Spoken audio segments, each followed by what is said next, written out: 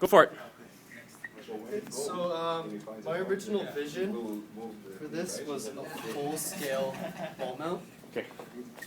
A full-scale wall mount for a television that is motion sensitive and can follow you around the room.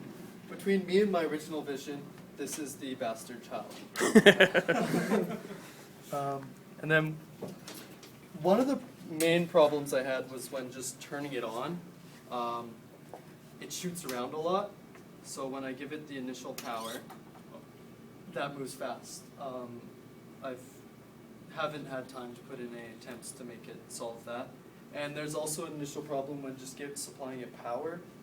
These sensors are locked into something, so I always have to press a reset so that they can calibrate properly and it will shoot again.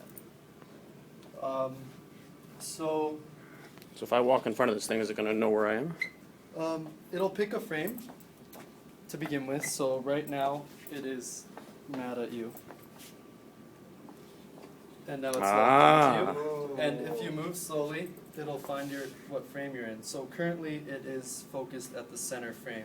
So if you move into any of these two, it'll follow you there. And move into the further one. And if it picks you up, which the tape sometimes gets mad, it'll move.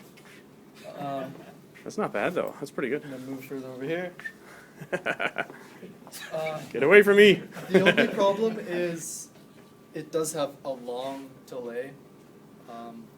So I'm moving too fast for it. I eliminated some of that last night by taking out all the serial prints that were unnecessary. All the delays put on the servo motor. So the servo motor will control how fast it goes when following you. And by speeding that up, I can in turn speed up the rest of the components, like how fast it switches between sensors. Right. As for the sensors, I've tried. The toughest part of this entire project was developing an algorithm that deals with this. No one else that I've seen besides using two of them has put together an array of PIR sensors to essentially detect motion. Like not just change in radiation, but a motion from one sensor to the other. The algorithm that I developed essentially is frame-based, and when you're in a certain frame, say the forward one, which it is, or yeah, the forward one, if it agrees with me, this is now the active frame, and all other frames are locked except for the ones directly beside it.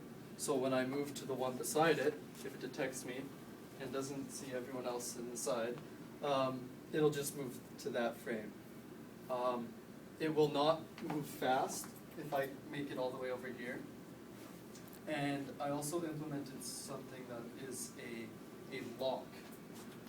So the lock is when it's locked onto one frame and this one's active and is always active, and then this one detects something, it won't generally move to that because this one's still locked on something. That causes problems when I'm stuck in between two. It'll jitter back and forth because my motion can be detected on either one. This would be solved by limiting the field of view of each one more, or just putting more of them on. So if I had 10 across, I could space them out more, limit the field of view better, and they would detect better. Cool. I've used the 3D printer demonstrated by Dr. Gerhard, and I printed off the casings for the PIR sensors, which I just unplugged everything. They're inset into the cases, which are 10 degrees all around as a cube. And so if I wanted to make this 360 motion, and I had, I'm guessing, probably around 25 sensors, they'll all complete a perfect circle. So that was my design behind those. I should have given them a greater degree, so they have 20 degrees of vision between the angles. I should have given it something more like 30, so that they're more spaced out from the ones beside them.